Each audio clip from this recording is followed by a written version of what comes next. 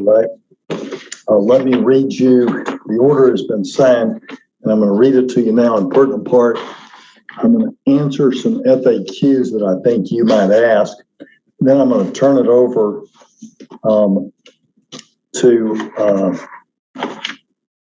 Jenna Royale and Melissa Griffith. Jenna is a lawyer.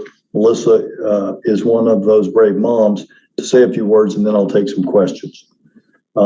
So I'm going to read it to you in pertinent part. There are some whereases before the pertinent part, but the pertinent part reads as follows. Under the authority of the Texas Government Code, Section 418.108, Dallas County Judge Clay Jenkins orders, number one, effective as of 11:59 p.m. on August 11, 2021, and continuing until rescinded by the Dallas County Judge Clay Jenkins. Roman numeral 1, health and safety policy, pre-K through K through 12 public schools and child care centers. From the date of this executive order, all child care centers and pre-K through 12 public schools operating in Dallas County must develop and implement a health and safety policy. The health and safety policy must require, at a minimum, universal indoor masking for all teachers, staff, students, and visitors to child care centers and pre-K through 12 schools, regardless of vaccination status, except for children under the age of 2 years.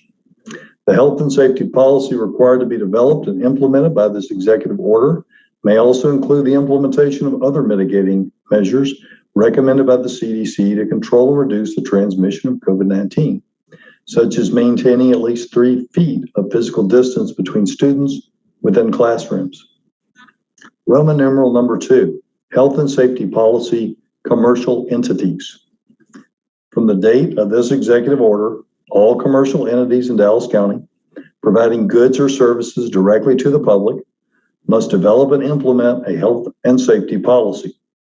The health and safety policy must require, at a minimum, universal indoor masking for all employees and visitors to the commercial entity's business premises or other facility. The health and safety policy required to be developed and implemented by this executive order may also include the implementation of other mitigating measures designed to control and reduce the transmission of COVID-19, such as temperature checks or health screening.